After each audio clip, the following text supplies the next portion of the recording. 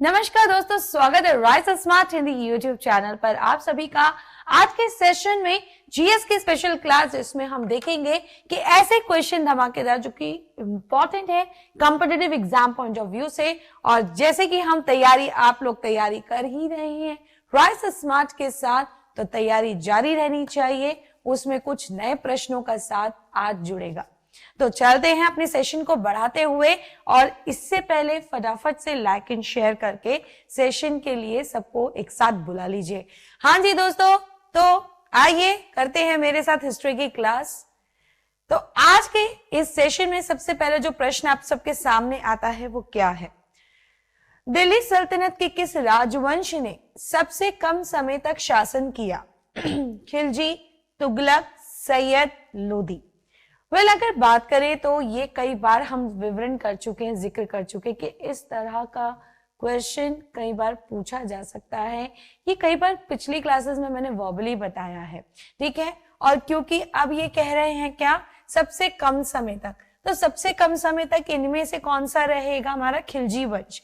खिलजी वंश, जिसमें अलाउद्दीन खिलजी जैसे पावरफुल रूलर तो हुए थे, लेकिन कहते हैं कि कम समय तक शासन करने वाला ये दिल्ली सल्तनत का वंश हुआ था।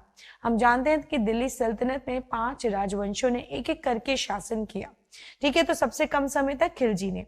अगर इसी का थोड़ा सा विपरीत होकर पूछ लिया जाए कि सबसे लंबे समय तक शासन करने वाला वंश, तो उत्तर तब हो जाएगा यहाँ पे तुगलक, ठीक है। यानी आप देखेंगे सिर्फ पूरा प्रश्न एक जैसा होगा, सिर्फ यहाँ पर सबसे लंबे समय तक शासन करने वाला, तो यही उत्तर खिलजी की जगह हो जाएगा तुगलक। तो ये आप दोनों चीजों को मेंटेन करके चलेंगे, ठीक है। लंबे समय तक शासन करने वाला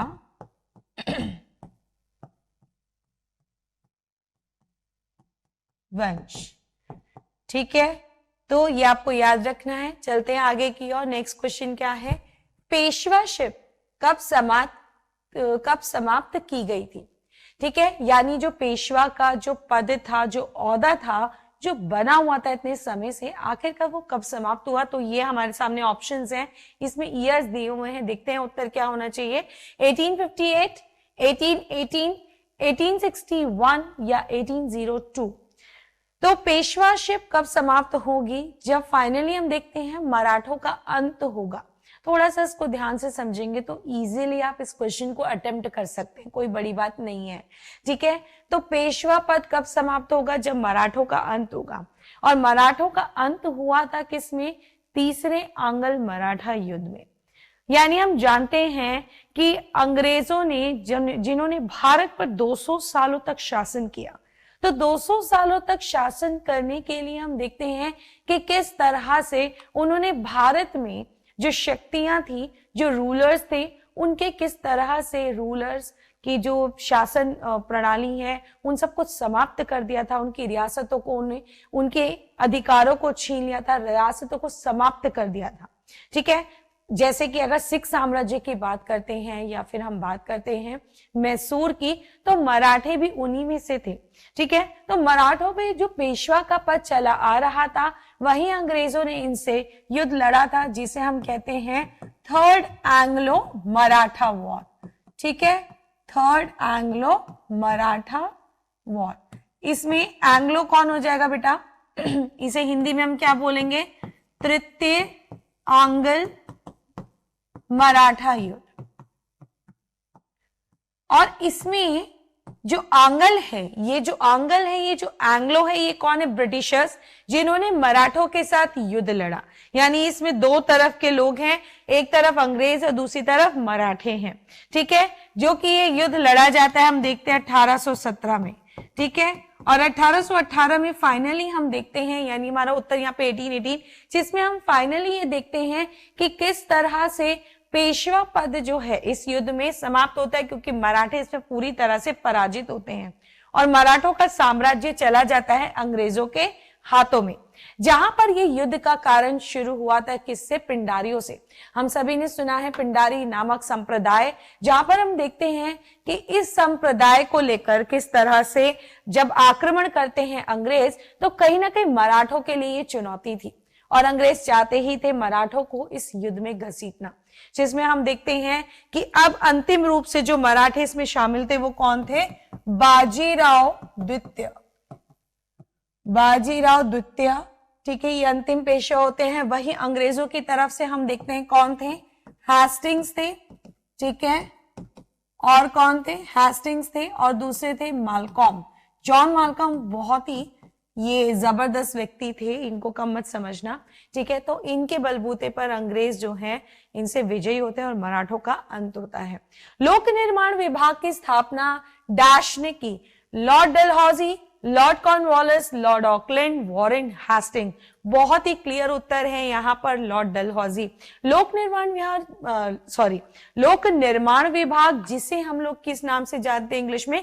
पब्लिक वर्क डिपार्टमेंट, ठीक है। आज भी आप देखते हैं कहीं भी कंस्ट्रक्शन से रिलेटेड जगह होती है तो वहां पर किस चीज का बोर्ड लग जाता है?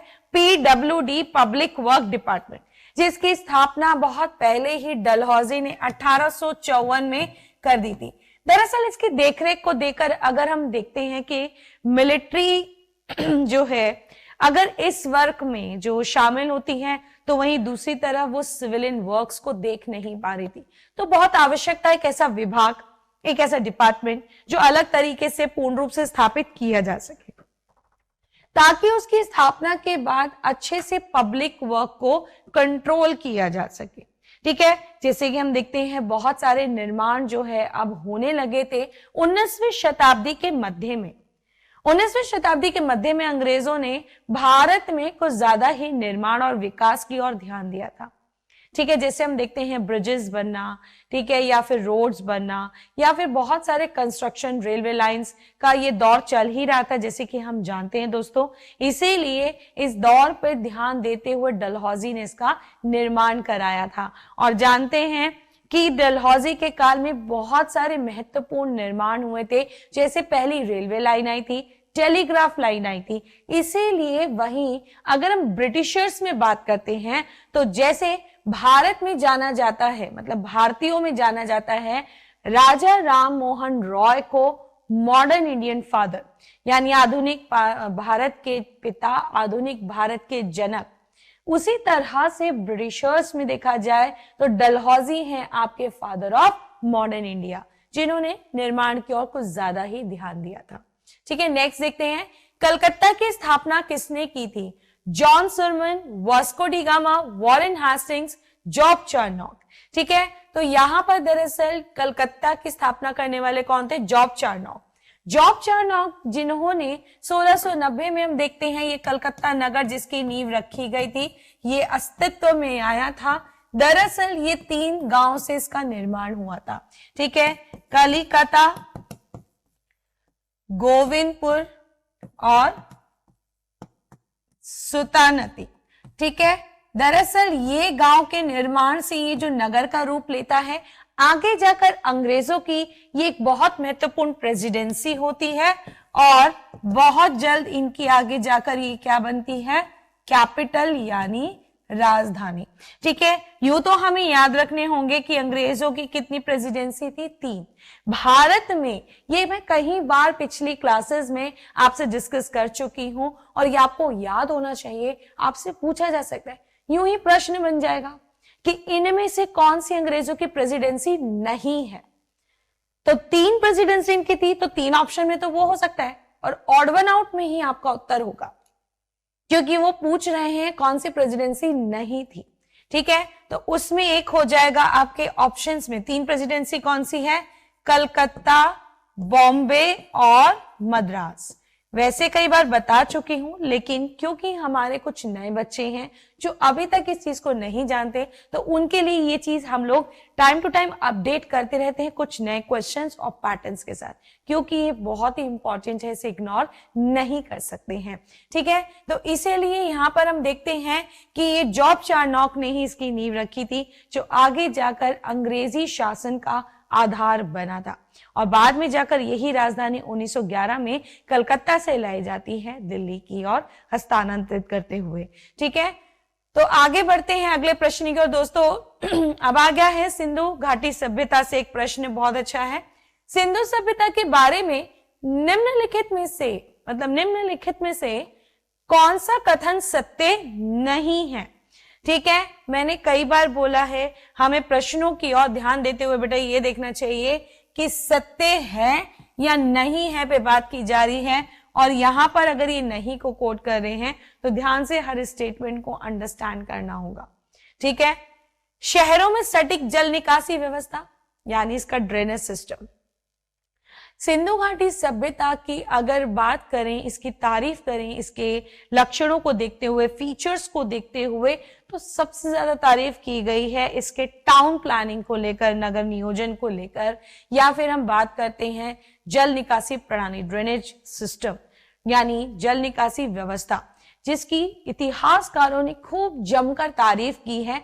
क्या साफ सुथरे तरीके से अपने ड्रेन्स को मेंटेन करके उसको ढक कर रखना, बड़े बड़े स्लैब के पत्थरों से उसको ढक कर रखना, इस तरह से इन लोगों ने ड्रेन सिस्टम को बहुत ही ज्यादा उपयोगी बनाया हुआ था। तो ये फीचर तो है, इसलिए हम दूर दूर तक ये नहीं कह सकते ये उत्तर है। व्यापार और वाणिज्य एक उन्नत चरण में थे। ऑब्वियसली देखिए, अगर हम लोग बात करते हैं सिंधु घाटी सभ्यता की अर्थव्यवस्था को लेकर, तो देखिए हालांकि ये व्यवस्था में कृषि भी लोग जानते हैं और लोग जो है इस तरह से बहुत सारी एक्टिविटीज में ये लोग शामिल थे, पशुपालन करना भी जानते थे, ऐसी बात नहीं है। लेकिन जो मुख्य रूप से ये सिंधु घाटी सभ्यता जानी जाती है वो क्या है, दैट इज ट्रेड। ठीक है, क्योंकि ये क्या थी, नगरीय सभ्यता, और नगरीय सभ्यता में जो व्यापार और वाणिज्य था वो अपनी चरम सीमा पर पहुंच चुका था। तो ये भी उत्तर नहीं है। देवी माँ की पूजा, जैसे कि पिछली क्लासेस में भी मैंने आपको बताया था कि भाई अगर हम बात करते हैं सिंधु घाटी सभ्यता के लोग किनकी पूजा करते थे, तो ये पशुपति नाथ और मात्र देवी को मानते थे। ठीक है, तो ये भी उत्तर नहीं होगा। लेकिन लोहे के बारे में लोग जानते थे, ये गलत है, क्योंकि अगर आपको बता दें तो सिंधु घाटी सभ्यता के लोग अभी तक लोहे की जानकारी नहीं रखते थे, क्योंकि लोहे का आविष्कार आगे जाके 6ठी शताब्दी ईसा पूर्व में होता है। ठीक है, 6th century BC, 6th century BC में होता है, इसीलिए हम जानते हैं ये लोहे की जानकारी नहीं रखते थे। जबकि अगर बात करें सिंधु घाटी सभ्यता से पहले जो लोग थे वो कौन से धातु की जानकारी रखते थे, कॉपर। याद होगा चाल्कोलिथिक एज। ठीक है, चाल्कोलिथिक एज, कॉपर यानी तांबा। ठीक है, तो वही हम देखते हैं, यानी सिंधु घाटी से पहले ताम्रपाषाण युग था, यानी कॉपर एज था, क्योंकि कॉपर जानते थे। सिंधु घाटी के बाद जो लोग आते हैं वो कॉपर भी जानते थे, टिन भी जानते थे, इसीलिए उन सिंधु घाटी सभ्यता के लोगों ने कॉपर और टिन के मिश्रण से एक और एलॉय तैयार कर दिया, दैट इज ब्रॉन्ज यानी कांसा। ठीक है, तो हम देखते हैं कि जो ब्रॉन्ज था, ये जो कांसा था, दरअसल सिंधु लोगों ने इसकी खोज की और इसका उपयोग किया। इससे सिंधु घाटी सभ्यता को एक और नाम से जानते हैं, that is bronze age civilisation यानी सिंधु घाटी की सभ्यता। Is that clear? तो बहुत सारे मल्टीपल फैक्ट्स आपको मिल चुके इस क्वेश्चन के साथ, याद रखना है, और ये क्वेश्चंस आपको कहीं भी पूछे जा सकते हैं। ठीक है, अबुल फजल की मौत किसके कारण हुई थी? राजकुमार सलीम, अब्दुल रहीम खाने खाना, राजकुमार मुराद या फिर राजकुमार दानियाल? वेल, अच्छा क्वेश्चन है। आपने कभी शायद हो सकता है कि ऐसा इमेजिन ना किया हो कि खुद अकबर के जाने माने नवरत्न में उनके जो दरबारी कवि थे, कौन? अबुल फजल। ठीक है, दरबारी कवि यानी कोर्ट पोएट। ठीक है, अब ऐसे में अगर बात करते हैं तो इनका क्या किया गया था, इनका मतलब इनकी हत्या की गई थी, इनका मर्डर किया गया था, और ऐसा करने वाले कौन थे? वीर सिंह बुंदेला। लेकिन वीर सिंह बुंदेला को जो भेजने वाले थे वो खुद अकबर के ही बेटे थे, कौन? राजकुमार सलीम, कहे तो जहांगीर। कौन है ये? कोई और नहीं है सलीम, बल्कि कौन से मुगल सम्राट माने गए थे? जहांगीर। तो जहांगीर ने ही दरअसल उनको भेजकर इनकी हत्या करवाई थी, क्योंकि कहीं ना कहीं जहांगीर को ये रियलाइज हो रहा था कि उनके तख्त तक पहुंचने तक जो बीच में एक दीवार है या उनका कोई विरोधी है, तो वो कौन है? अबुल फजल है। क्योंकि अकबर के हर जो, अगर इनकी बात कर रहे हैं नवरत्न, वो अकबर के बहुत नजदीक थे, बहुत करीबी थे। अकबर अपने जो दरबारी सारे जो इतने नवरत्न हैं उनको बहुत मानते थे, रिस्पेक्ट देते थे, और इसीलिए कहीं ना कहीं सलीम को लगता था, एक डर बना रहता था कि शायद वो कल को इनके लिए एक दीवार ना बन जाए तख्त तक पहुंचने से पहले, इसीलिए इनका सफाया कर दिया। और इस तरह से ये जब दक्कन से आ रहे थे तो कहते हैं कि वीर सिंह बुंदेला द्वारा इनकी हत्या कर दी जाती है, जहां बाद में इनका जो शीश था वो जहांगीर को इलाहाबाद के किले में जाकर भेंट कर दिया जाता है, दिखाने के लिए कि देखिए आपका काम पूरा हो चुका है। ठीक है, तो ये क्वेश्चन इंपॉर्टेंट है और अभी तक नहीं आता तो आप कर लीजिए, क्योंकि क्वेश्चन बहुत आता है एग्जाम में। ठीक है, कलकत्ता से दिल्ली में ब्रिटिश भारत की राजधानी का हस्तांतरण डैश अवधि के दौरान प्रभावित हुआ था? Lord Minto, Lord Hardinge, Lord Chelmsford, Lord Reading. यानी अभी हाल ही में हम बात ही कर रहे थे, जब कलकत्ता की स्थापना को लेकर बात कर रहे थे कि अंग्रेजों की राजधानी जो भारत में थी वो कलकत्ता थी, लेकिन बाद में जाकर हम देखते हैं 1911 में जब जॉर्ज पंचम ठीक है और महारानी मैरी जो थी, दरअसल जब इनका भारत में आगमन हुआ था तो इस आगमन के दौरान इनकी घोषणाओं में एक घोषणा ये भी शामिल थी, इन्होंने भारत में आके कई घोषणा की, जिसमें एक घोषणा ये शामिल थी कि भारत की राजधानी हस्तांतरित की जाएगी, कलकत्ता से दिल्ली लाई जाएगी। क्योंकि एक दौर अगर देखें तो लॉर्ड कर्जन जो एक समय पर रह चुके थे बंगाल के वाइसरॉय, कहते हैं मतलब अंग्रेजों के वाइसरॉय, ठीक है, और बंगाल में यानी कलकत्ता में जब हम देखते हैं कि उन्होंने एक अपनी नीति लागू कर दी थी बंगाल विभाजन को लेकर, बंगाल पार्टीशन, जिसके खिलाफ इतिहास में एक आंदोलन चलाया जाता है 1905 में, स्वदेशी आंदोलन। ये कर्जन के काल में ही हुआ था, उसने बंगाल विभाजन भी करवाया और इसके विरोध में भारतीयों ने आंदोलन चलाया था, स्वदेशी आंदोलन, स्वदेशी मूवमेंट। लेकिन उसके बाद से जो राजनीतिक स्थिति जो थी वहां की अनस्टेबल हो चुकी थी, लंबे समय तक बहुत ही ज्यादा गड़बड़ा चुकी थी, जहां पर अब एक फ्यूचर को देखते हुए जो जॉर्ज पंचम और महारानी मैरी ने एक जो डिसीजन लिया था वो ये कि अब भारत की राजधानी दिल्ली की ओर हस्तांतरित की जाएगी, जो किसके काल में होता है? लॉर्ड हार्डिंग के काल में। यानी उस समय ये कौन थे? भारत के वाइसरॉय थे। ठीक है, तो इनके काल में ये हस्तांतरण हुआ था, ये प्रश्न पूछा जाता है। ठीक है, नेक्स्ट देखते हैं 1857 के विद्रोह का मुख्य कारण क्या था? जनता का आक्रोश, सैन्य असंतोष, ईसाई मिशनरियों का प्रबंधन, ब्रिटिश साम्राज्य की नीति।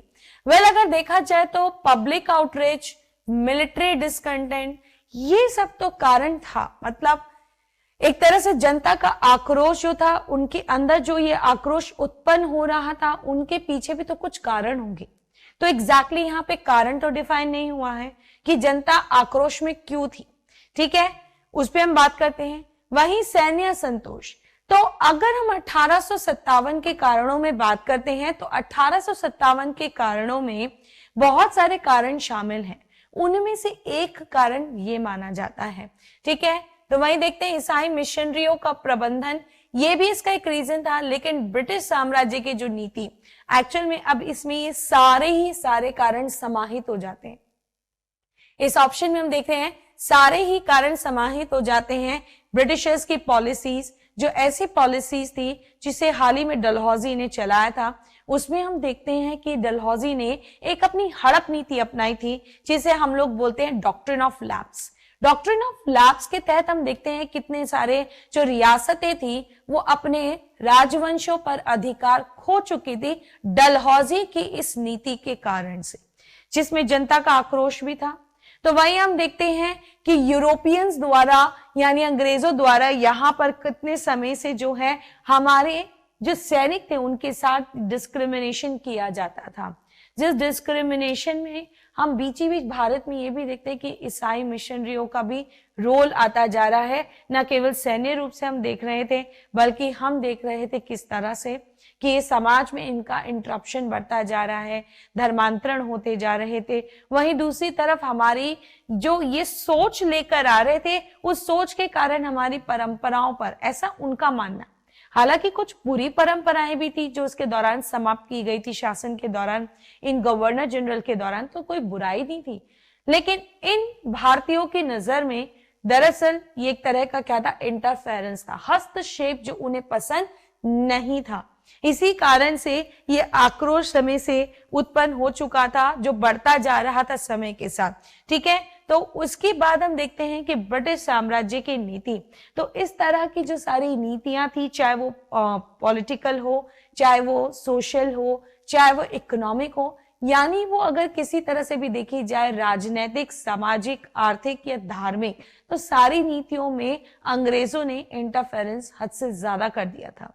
अब ये जनता अपने राजा को उन गद्दियों पर ना देखकर बहुत ही क्रोधित थी, क्योंकि अब उन गद्दियों पर राजा की जगह कौन है, वो अंग्रेज, वो फिरंगी, जिन्हें वो पसंद नहीं करते थे, जिनका अत्याचार इन लोगों पर बढ़ता जा रहा था। और इसी कारणों से हम देखते हैं आगे जाकर इतना बड़ा विद्रोह सामने आता है, जिसे 1857 का विद्रोह या भारत का पहला स्वतंत्रता संग्राम जिन्हें कहा जाता है, वीडी सावरकर कहने वाले ये व्यक्ति थे जिन्होंने इसे स्वतंत्रता संग्राम कहा था। ठीक है, नेक्स्ट देखते हैं। दिल्ली सल्तनत के किस तुर्की शासक ने धर्म को राजनीति से अलग किया? अलाउद्दीन खिलजी, जलालुद्दीन खिलजी, कुतुबुद्दीन ऐबक, इल्तुतमिश। अगर देखा जाए ना, तो यहाँ पर एक हमें नजर आ रहे हैं अलाउद्दीन खिलजी। अलाउद्दीन खिलजी की बात करें, यूं तो व्यक्तित्व रूप से ये बहुत ही बेकार शासक माने जाते हैं, जिन्होंने बहुत ही गलत किया। ठीक है, मतलब एक तरह से जो सामाजिक रूप में हम देखते हैं कि ये जितना साम्राज्य विस्तार करते जा रहे थे, वहां की रानियों को जिस तरह से अपने नियंत्रण में लेकर आना, उन्हें महल में रखना, जबरदस्ती कैद करके उनके साथ गलत व्यवहार करना, तो बहुत सारी चीजें तो थी ही थी, और कई तरह से कट्टर शासक तो था ही था। लेकिन अगर नीतियों के तौर पे बात करें, एक राजनीतिक रूप से, भाई एक शासक की भी खुद पॉलिसीज कहां तक उसने जो चलाई वो अमल हुई, सक्सेसफुल थी या नहीं थी, तो ये भी एक तरह से एक नजरिया देखा जाता है। तो अलाउद्दीन खिलजी की एक बहुत खासियत बताई जाती है ये नीति, कि जब इसने शासन करा, ऐसे बहुत से सारे रूलर्स होते थे, दिल्ली सल्तनत के सुल्तान होते थे, जो अक्सर क्या करते थे कि राजनीति के बीच में धर्म ले आते थे, क्योंकि वो जानते थे कि धर्म के नाम से, धर्म का खौफ देकर जनता पर एक बहुत ही अच्छी पकड़ बनाई जा सकती है, शासन किया जा सकता है। लेकिन अलाउद्दीन खिलजी दरअसल एक अलग ही प्रवृत्ति के व्यक्ति थे। उन्होंने धर्म को बिल्कुल अलग रखा और राजनीति को अलग। ठीक है, तो इस तरह से हम देखते हैं ऐसा करने वाले दिल्ली सुल्तान कौन थे? अलाउद्दीन खिलजी। ये काफी अच्छी इनकी नीति मानी जाती है, जो एक बहुत ही प्रैक्टिकल होकर सोचते हैं कि धर्म अपनी जगह है और राजनीति अपनी जगह है। ठीक है, नेक्स्ट क्वेश्चन। यस, चोल काल सर्वाधिक प्रसिद्ध था। ग्राम सभाएं, राष्ट्रकूटों के साथ युद्ध, सिलोन के साथ व्यापार, तमिल संस्कृति की उन्नति। तो यहाँ पर चोल सब, मतलब जो हम चोल काल देखते हैं, चोल साम्राज्य देखते हैं, जिसके संस्थापक विजयलया माने जाते हैं, तो दरअसल उनकी बहुत ही तारीफ की जाती है उनकी ग्राम सभाएं यानी विलेज असेंबली के लिए। विलेज असेंबली की बात करें तो चोल मंडलम जो इनकी हम देखते हैं कि इन्होंने एक तरह से ना, मतलब इन असेंबलीज में जो लोगों का पार्टिसिपेशन था, जो एक तरह से उनका रोल था, वो बहुत अहम होता जा रहा था। मतलब एक शासक के साथ साथ इनको भी एक अहमियत दी गई थी, एक बहुत ही इंपॉर्टेंट फैक्टर जो नजर आता है।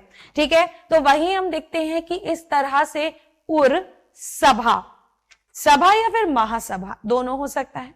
ठीक है, उर सभा और नगरम, ये ऐसे थे जहां पर इन लोगों ने जो है इस तरह से असेंबलीज को डिवाइड करते हुए एक बहुत अच्छे से वे में, ऑर्गेनाइज वे में इसको मतलब आयोजित किया जाता था। साथ के साथ हम देखते हैं अक्सर जो ये है टैक्सेशन प्रणाली जो उर के लोगों के लिए होता था, वहीं सभा के लोगों का जिम्मा छोड़ दिया था ब्राह्मण्स पे, जो हर चीज से अलग थे।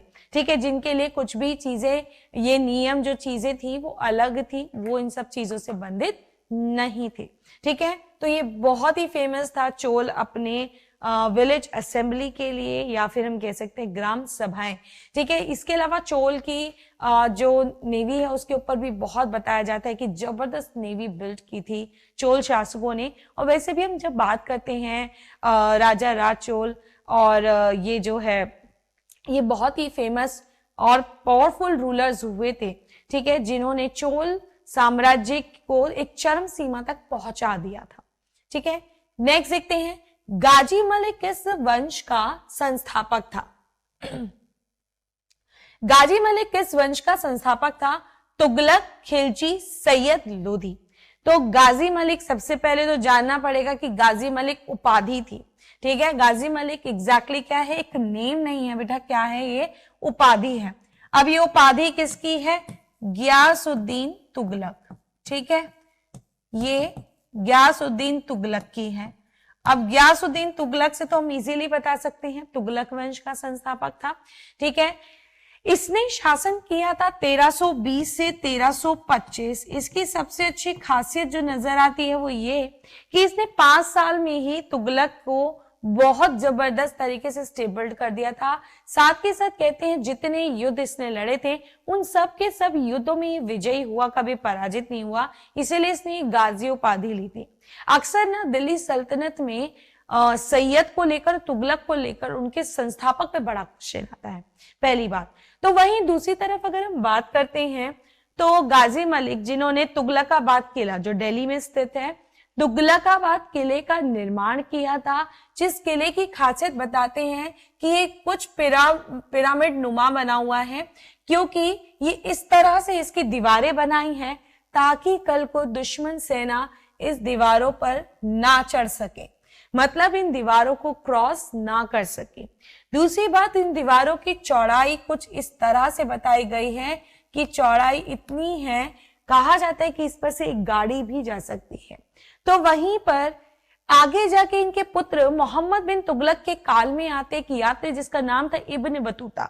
इब्न बतूता ने अपने ग्रंथ में, रचनाओं में बताया है कि तुगलकों की एक बहुत ही अच्छी व्यवस्था थी, दैट इज पोस्टल सिस्टम, यानी डाक व्यवस्था, जिसकी बहुत तारीफ इब्न बतूता ने की थी, जो एक बहुत ही ज्यादा सक्सेसफुल और कम समय में एक जगह से दूसरी जगह डाक पहुंचाने में, सक्सेस पाने में इनका रोल बताया गया है। ठीक है, आगे देखते हैं, गौरी के विजय का सबसे महत्वपूर्ण प्रभाव डैश की स्थापना थी? विजयनगर वंश, बीजापुर वंश, दिल्ली सल्तनत, मुगल वंश। तो सबसे पहले तो हमें यहाँ ये अंडरस्टैंड करना है कि गौरी, मोहम्मद गौरी, जिसने पृथ्वीराज चौहान के साथ तराइन के युद्ध लड़े थे।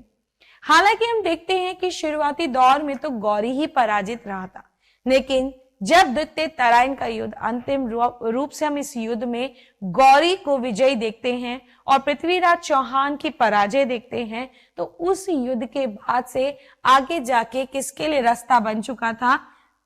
दिल्ली सल्तनत, जिसकी नींव किसी और ने नहीं बल्कि मोहम्मद गौरी के कमांडर ने ही रखी थी, जो इनका एक स्लेव था।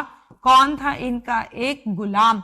कुतुबुद्दीन ऐबक ने ही आगे जाके इस साम्राज्य की नींव रखी और कहलाए दिल्ली सल्तनत के संस्थापक, जो आगे जाके गुलाम वंश के शासक के रूप में शासन करते हैं। ठीक है, तो ये याद रखना, दिल्ली सल्तनत का पहला जो वंश था वो कौन सा था? गुलाम वंश। नेक्स्ट, द्वितीय सिकंदर की उपाधि किसने धारण की थी? शेरशाह, अलाउद्दीन खिलजी, अकबर, मोहम्मद बिन तुगलक। यूं तो उपाधि से बहुत सारे क्वेश्चन अक्सर पूछे जाते हैं, इससे उपाधि वाले क्वेश्चन आपको याद रखने होंगे। कुछ खास सुल्तान हैं, उनकी उपाधियां इंपॉर्टेंट हैं। ठीक है, तो यहाँ पर अभी जब बात करें द्वितीय सिकंदर, तो अलाउद्दीन खिलजी, एक्चुअली अलाउद्दीन खिलजी अपने आप को द्वितीय सिकंदर ही नहीं बल्कि किस नाम से जाने जाते थे? सिकंदरे सानी। ठीक है, सिकंदरे सानी। सिकंदरे सानी दरअसल इनकी उपाधि थी, या फिर इनको एक और नाम से जानते थे, सिकंदर द्वितीय। ठीक है, कहा जाता है कि दरअसल अलाउद्दीन खिलजी वंश के एकमात्र पॉपुलर रूलर रहे थे, यानी बहुत ही ज्यादा चर्चित वाले शासक रहे थे। अगर इसके अतिरिक्त बात करते हैं, ठीक है, तो इन्होंने जो नीतियां चलाई थी वो बहुत ही सक्सेसफुल रही थी, जिनमें से इनका मार्केट कंट्रोल और मिलिट्री रिफॉर्म बहुत ही सक्सेसफुल था।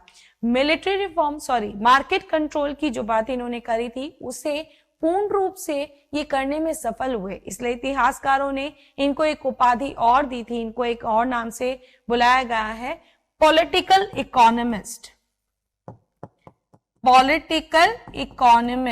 यानी राजनीतिक अर्थशास्त्री। ठीक है, इन्हें कहा गया है राजनीतिक अर्थशास्त्री। अब आपसे यही पूछा जा सकता है कि राजनीतिक अर्थशास्त्री किसे कहा गया है, तो the one and only Alauddin Khilji, याद रखना है। नेक्स्ट क्वेश्चन देखते हैं, राजा राम मोहन रॉय ने डैश में ब्रह्म समाज की स्थापना की, 1819, 1829, 1828, 1830। राजा राम मोहन रॉय, जिनकी अभी हाल ही में एक जगह हमने चर्चा भी की थी, जिन्हें कहा जाता है फादर ऑफ मॉडर्न इंडिया, यानी आधुनिक भारत के जनक, तो कहा जाता है उन्होंने ब्रह्मो समाज से अपनी शुरुआत करी थी। और बहुत ही मतलब एक ऐसा समाज जिसने मतलब कहते हैं सुधार, ठीक है, भारतीय समाज में सुधार लाने के लिए एक शुरुआत इनसे ही होती है, जिसकी स्थापना 1828 में इन्होंने की थी। वहीं अगले वर्ष 1829 में इन्हीं के माध्यम से, इन्हीं के सहयोग से भारत की एक ऐसी परंपरा पर रोक लगाया जाता है जिसे हम कहते हैं भारत में सती व्यवस्था। ठीक है, सती सिस्टम, जहां पर हम देखते हैं कि किसी भी स्त्री के पति के मर जाने के बाद उस स्त्री को जलती हुई आग में जो है जिंदा जला दिया जाता था, जिसे ये लोग अपनी एक प्रथा का नाम देते थे, परंपरा का नाम देते थे, जिसे जाना जाता है सती सिस्टम। तो 1829 में वो समाप्त होता है, जिनमें इन्हीं का सबसे बड़ा सहयोग रहा था। इंग्लैंड जाकर इन्होंने समाप्त करवाया था, जिस दौरान भारत के गवर्नर जनरल कौन थे इस समय, विलियम बेंटिक। विलियम बेंटिक, याद रखना भाई, ये जो विलियम बेंटिक थे, ठीक है, पहले ये कौन थे, बंगाल के गवर्नर जनरल, ठीक है, बंगाल के गवर्नर जनरल थे। लेकिन बाद में जाकर चार्टर एक्ट 1833 इनके काल में आता है, और अब ये क्या बनते हैं, पूरे इंडिया के गवर्नर जनरल बन गए, यानी भारत के। अब भारत के गवर्नर जनरल बनने वाले ये प्रथम पहले व्यक्ति हुए, क्योंकि इनके बाद से ये पद बना रहा, तो इसीलिए कहा जाता है first governor general of India, यानी भारत के प्रथम governor general. Is that clear? तो इस तरह से क्वेश्चंस इंपॉर्टेंट है। नेक्स्ट क्वेश्चन देखते हैं, भगवान बुद्ध ने अपनी अंतिम सांस कहां ली थी, राजगीर, बोध गया, सारनाथ, कुशीनगर। गौतम बुद्ध की बात करते हैं तो गौतम बुद्ध से संबंधित बहुत सारे स्थल हैं, बहुत इंपॉर्टेंट हैं, जहां पर उनका कहीं पर हम देखते हैं कि ज्ञान प्राप्ति हुई, तो कहीं उन्होंने उपदेश दिए। इसी तरह से एक मृत्यु स्थल के नाम से बहुत ही संबंधित है कुशीनगर। कहा जाता है अपने अंतिम समय में गौतम बुद्ध जो है कुशीनगर में ही थे, जहां एक सेठ के यहाँ भोज पर ये गए थे, जिसके सेवन करने के बाद ही इनका स्वास्थ्य जो था वो खराब हुआ और बाद में इनका निधन होता है, इनका महापरिनिर्वाण होता है। ठीक है, उस अवस्था को बोला जाता है जिसमें इनके डेथ के कॉजेस बहुत सारे बताए गए हैं। ठीक है, तो कहा जाता है कि पूर्ण रूप से, अंतिम रूप से हम देखते हैं कि जो मतलब इनका मृत्यु हुआ था, महापरिनिर्वाण, वो कहां पर हुआ था, कुशीनगर। इसे कहते हैं कि सम्राट अशोक, जो आगे जाकर सम्राट अशोक हुए थे मौर्य वंश के, तो कहते हैं कि उन्होंने बौद्ध धर्म से संबंधित, गौतम बुद्ध से संबंधित जो सभी स्थल थे वहां विजिट भी किया था और वहां पर स्तूपों का निर्माण भी कराया था। नंद वंश के संस्थापक कौन थे, बिंबिसार, महापद्मानंद, अजातशत्रु, धनानंद। तो यहाँ पर कौन थे, नंद वंश के संस्थापक माने जाते थे महापद्मानंद। ठीक है, महापद्मानंद, जिनके आगे जाके पुत्रों में से एक कौन थे, धनानंद। ठीक है, और इसी धनानंद को आगे जाकर चुनौती देते हैं कौन, चंद्रगुप्त मौर्य। दरअसल कहा जाता है कि महापद्मानंद ने शिशुनाग वंश यानी मगध साम्राज्य पर ये नंदवंश शासन करने लगा, तो उसी मगध साम्राज्य पर नंदवंश से पहले कौन सा वंश था, शिशुनाग वंश था। ठीक है, और शिशुनाग वंश का अंत करके इन्होंने तब नंद वंश की स्थापना की थी। तो शिशुनाग वंश के संस्थापक कौन थे, इनके संस्थापक कोई और नहीं थे, शिशुनाग ही थे। इसीलिए हम देखते हैं, ये याद रखना, ये इंपॉर्टेंट डायनेस्टी है।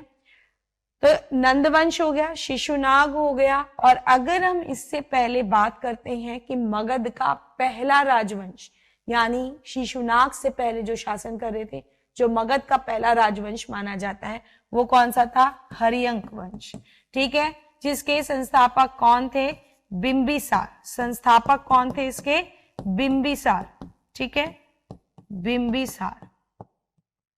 नाम में फर्क रखना, बिंदुसार नहीं, बिंबिसार। बिंदुसार कौन थे? अशोक के पिता, मौर्य शासक। और ये कौन है? बिंबिसार, हर्यंक वंश के संस्थापक। ठीक है, नेक्स्ट देखते हैं, निम्नलिखित में से कौन सुमेलित नहीं है? ठीक है, नॉट करेक्टली मैच्ड, अगेन यहां पर आ गया है नहीं, नॉट। तो देखना है इनमें से कैसा होगा जो करेक्टली मैच नहीं होगा, ध्यान देना है। लॉर्ड कॉर्नवालिस, स्थायी बंदोबस्त यानी परमानेंट सेटलमेंट। तो ये एक हम देखते हैं कि टैक्सेशन व्यवस्था जिसकी शुरुआत कॉर्नवालिस ने ही करी थी, और क्योंकि ये 10 साल के लिए कर दिया था सेटलमेंट, इसीलिए 10 साल के लिए सेटलमेंट किस नाम से जाना गया था? परमानेंट। ये 10 साल के लिए परमानेंट, इसीलिए इसको हम देखते थे परमानेंट सेटलमेंट, जिसे कॉर्नवालिस ने शुरू किया था 1793 में। तो दरअसल अगर ये फैक्ट सही है तो ये हमारा उत्तर नहीं है। नेक्स्ट क्या है? लॉर्ड वेलेस्ली, सब्सिडायरी अलायंस, सहायक संधि। बिल्कुल सही है, वेलेस्ली बड़ा ही पॉपुलर हुआ था इस सब्सिडायरी अलायंस से, जिसने कई भारत के राजवंशों के साथ ये अलायंस साइन करा, और बाद में जाकर उन सभी का एक ही हर्षण होता था कि बाद में उनका विलय अंग्रेजी साम्राज्य में हो जाता था, यानी उन्हीं के राजवंशों पर, उन्हीं की रियासत पर अब अंग्रेजों का आधिपत्य हो जाता था। ठीक है, जिसके लिए सबसे पहले जो बलि चढ़ा था वो कौन सा राज्य चढ़ा था? हैदराबाद। ठीक है, ये क्वेश्चन आता है, इसका सबसे पहला शिकार इस अलायंस का कौन बना था? हैदराबाद बना था। तो ये सही है, इसका मतलब ये उत्तर नहीं है। Lord Hastings, second Anglo Maratha war. Second Anglo Maratha war अगर हम देख रहे हैं तो कब होता है? 1803 से 1805। इसका मतलब इस समय कौन था? वेलेस्ली था, और यहां लिखा है हेस्टिंग्स। इसका मतलब यही हमारा उत्तर है, क्योंकि ये जो है गलत है और यहां पर ये करेक्टली मैच्ड नहीं हो रहा है। तो यही हमारा उत्तर है, क्योंकि सेकेंड एंग्लो मराठा वॉर जो हुआ था वो वेलेस्ली के काल में हुआ था। तो वहीं चौथा विकल्प भी देख लेते हैं, क्या कहा गया है? Lord William Bentinck. तो लॉर्ड विलियम बेंटिक के काल में बता रहे हैं 17th रेगुलेशन ऑफ 1829। 1829 का 17th रेगुलेशन कोई कुछ और नहीं है दोस्तों, बल्कि ये क्या है? सती सिस्टम के ऊपर ही बनाया हुआ रेगुलेशन था, जो अभी हाल ही में हमने बात करा कि विलियम बेंटिक के काल में था। इसलिए ये भी मैच बिल्कुल सही है, और इसलिए अगेन ये हमारा उत्तर नहीं होता है। नेक्स्ट देखते हैं, हंटर कमीशन की रिपोर्ट में विकास पर विशेष जोर दिया गया था। बालिकाओं की शिक्षा पर, उच्च शिक्षा पर, प्राथमिक शिक्षा पर, या फिर तकनीकी शिक्षा पर? Hunter commission, Hunter education commission था। ठीक है, शिक्षा कमीशन था या शैक्षिक कमीशन हम इसको बोल सकते हैं। ठीक है, एजुकेशन कमीशन। और ये कमीशन हम देखते हैं कब आता है? 1882 में। ठीक है, 1882 में ये जो हंटर कमीशन आता है लॉर्ड रिपन के काल में। किसके काल में आता है? ये भी हम लिख लेते हैं, लॉर्ड रिपन। तो देखा जाता है कि ये दरअसल किसके ऊपर जोर देता है? प्राइमरी एजुकेशन पे, यानी प्राथमिक शिक्षा पर, जिसने बहुत ही जोर दिया था प्राथमिक शिक्षा को देखते हुए कैसी होनी चाहिए। तो इसको अच्छे से इसको इंक्वायरी करते हुए इन्होंने बहुत सारी चीजों को ध्यान दिया कि भारत में प्राइमरी शिक्षा के लिए वर्नाकुलर लैंग्वेजेस या इन्हीं के भारतीय तौर तरीकों से शिक्षा होनी चाहिए, जहां पे अग्रेरियन, क्योंकि भारत जो था कृषि प्रधान देश था और जानते थे कि एग्रीकल्चर की इंपॉर्टेंस बहुत है। तो भारत का अग्रेरियन सिस्टम पे, या फिर ज्योग्राफी को लेकर, या फिर हम बात कर रहे हैं कि मतलब काफी चीजें जो हमें नजर आती हैं उन पर शिक्षा देने की बात कही गई थी। यानी टोटली कोशिश की जा रही थी कि सबको फेवर में लेकर चले। तो इसीलिए टोटली एजुकेशन ऐसी होनी चाहिए ताकि इंडियंस इसकी ओर आकर्षित हो। ठीक है, तो वहीं पर अगर मिशनरीज का रोल देखा जा रहा था, तो मिशनरीज का रोल किस तरह से इस एजुकेशन के रोल लेकर होना चाहिए था। ठीक है, क्या क्या व्यवस्थाएं, क्या क्या उन लोगों की बुक्स और जो उनकी मतलब जो स्टेशनरी है वो किस तरह से अवेलेबिलिटी होनी चाहिए थी, उन सब पर चर्चा करने के लिए जो हंटर कमीशन था ये अपनी रिपोर्ट तैयार कर रहा था। ठीक है, निम्नलिखित में से जिस एक शासक ने ईस्ट इंडिया कंपनी को दीवानी प्रदान की थी वह था फर्रुखसियार, शाह आलम प्रथम, शाह आलम द्वितीय, शुजाउद्दौला। तो याद रखना है क्या है कंपनी को दीवानी। दीवानी क्या है भाई? दीवानी क्या हो गया यहां पर? रेवेन्यू, ठीक है, ये हो गया रेवेन्यू डिपार्टमेंट।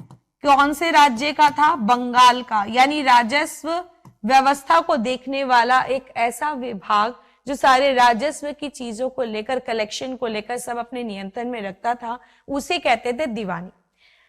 अब ये किसको मिला? कंपनी को। दरअसल कंपनी को ये विभाग मिला था एक संधि में, जिसे हम लोग किस नाम से जानते हैं?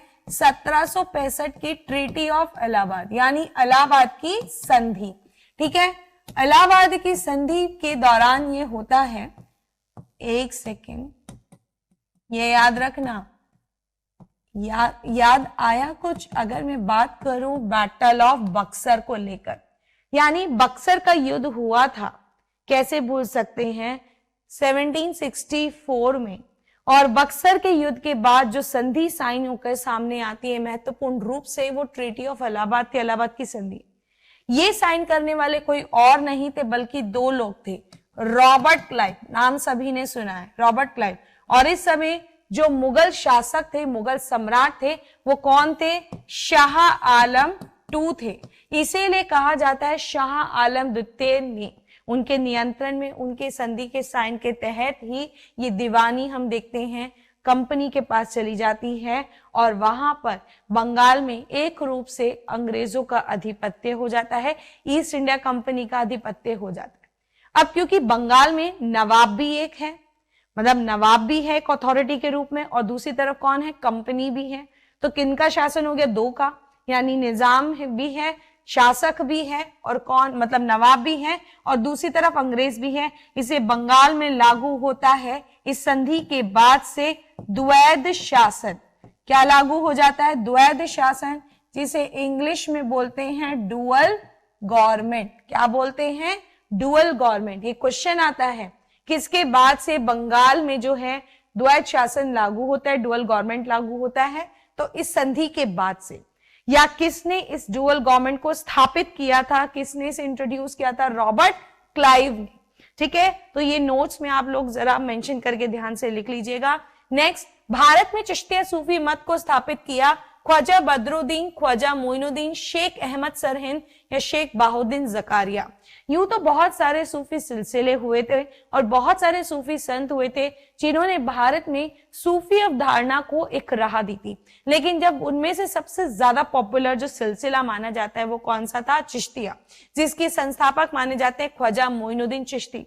ख्वाजा मोइनुद्दीन चिश्ती जो किसके शासन काल में भारत आते हैं? एक सेकेंड, ये कई बार क्वेश्चन जो है पूछा जाता है, ठीक है, और हम देखते हैं कि किसके शासनकाल में ये भारत आते हैं? पृथ्वीराज चौहान। ये क्वेश्चन कई बार आता है। पृथ्वीराज चौहान के काल में भारत है। ठीक है, तो वही हम दूसरी तरफ देखते हैं कि जब बात कर रहे हैं कि जो मतलब इन्होंने अपना एक स्थान बनाया था जिस स्थान पर रहकर इन्होंने अपनी सूफी अवधारणा लोगों तक पहुंचाई थी, तो वो कहाँ थी? अजमेर। और इसीलिए बाद में जाकर इनका खानका जो अजमेर में रहा था, इससे इनकी दरगाह भी कहाँ स्थित है? अजमेर में है। ठीक है, जिन्हें हम किस नाम से जानते हैं? अजमेर शरीफ। तो ये दोनों इंपॉर्टेंट फैक्ट है, और चिश्तिया सिलसिला भी इंपॉर्टेंट है, संस्थापक भी इंपॉर्टेंट है। नेक्स्ट, निम्न में से कौन सा नीला जल नीति से संबंधित है? डीएलमेडा, अल्बुकर्क, डुप्लेक्स, रॉबर्ट क्लाइव। तो यहां पर पूछा जा रहा है ब्लू वाटर पॉलिसी, याद रख लीजिए, जिसे नीला जल नीति भी बोलते हैं। ब्लू वाटर पॉलिसी शांत जल की नीति जो पुर्तगालियों ने अपनाई थी। याद रखना है, भारत में कई यूरोपियन कंपनीज आई। सबसे पहले कौन आते हैं? पुर्तगाली। याद कर रखना है कि भारत का जो रास्ता, वो रास्ते की खोज जो हुई थी जिससे पहुंचे थे भारत, वो कौन से वो व्यक्ति थे? Vasco da gamma. ठीक है, जिन्होंने बाद में जाके पुर्तगालियों के लिए एक रास्ता तैयार कर दिया था भारत में इस कंपनी को स्थापित करने हेतु, और आगे जाकर जो पहले एक वाइसरॉय के रूप में सामने आते हैं वो कौन थे? इनका पूरा नाम है फ्रांसिस्को डी अल्मेडा। क्या नाम है इनका? Francisco de Almeida.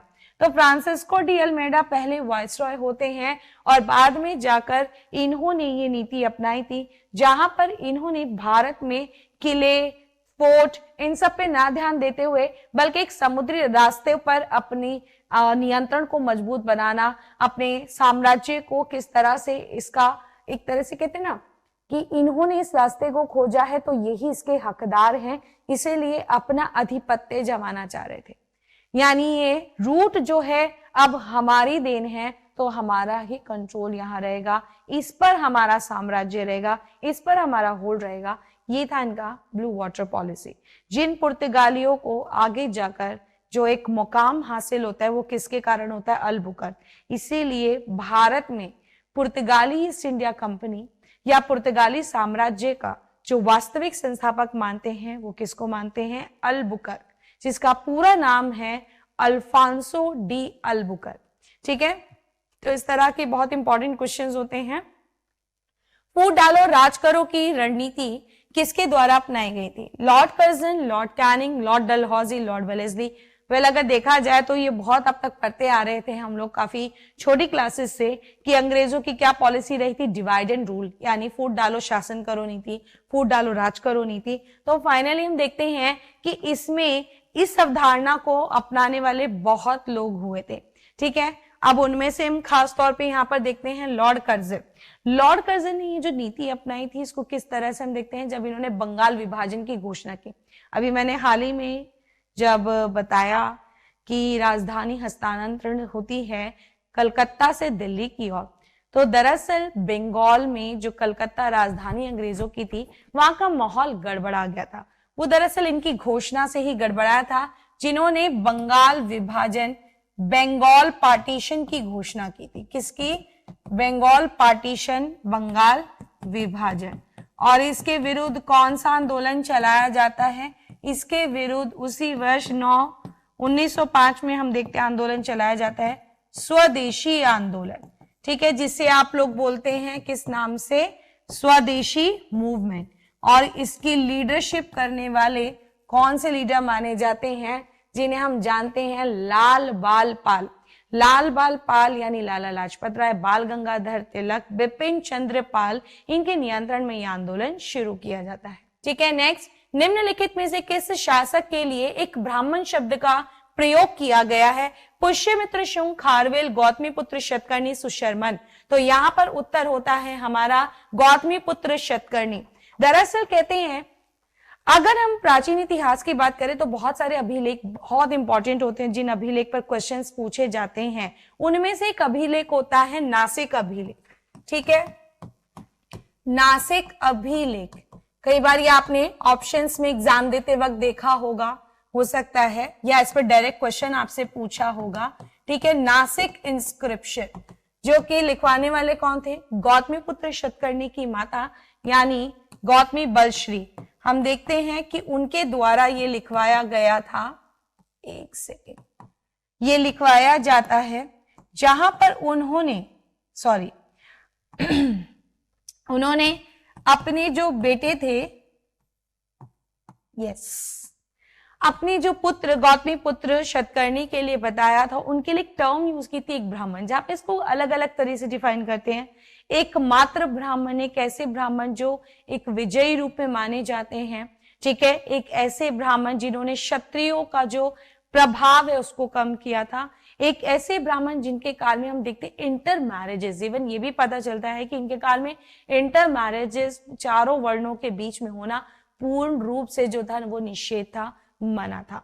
ठीक है, तो गौतमीपुत्र शतकर्णी बहुत ही पावरफुल रूलर हुए थे सातवाहन डायनेस्टी के, सातवाहन वंश के। ठीक है, बलबन ने अपनी शक्ति को सुदृढ़ करने के बाद किसकी भव्य उपाधि धारण की? जिले इलाही, केसरे हिंद, तोताए हिंद, दीने इलाही।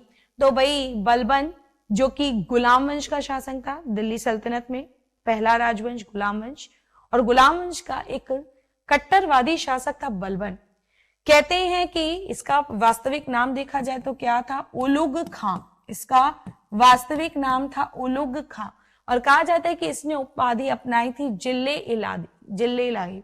ठीक है, तो इसने जिल्ले इलाही या एक और उपाधि आप याद रख लीजिएगा, दोनों उपाधि इसने ली थी नियाबते खुदाई, यानी इसने ही अपने आप को भगवान का प्रति मतलब कहते हैं ना एक प्रतिनिधित्व बता दिया। I am the representative of God, I am shadow of God, मैं ईश्वर की छाया हूं, यानी मैं कोई आम व्यक्ति नहीं हूं, कोई आम इंसान नहीं हूं जो आकर तुम पे शासन कर रहा हूं।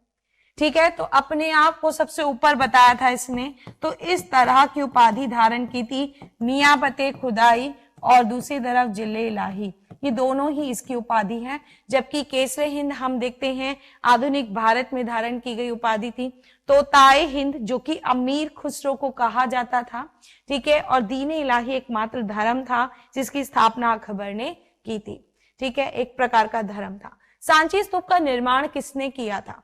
चंद्रगुप्त, कौटिल्य, गौतम बुद्ध या अशोक?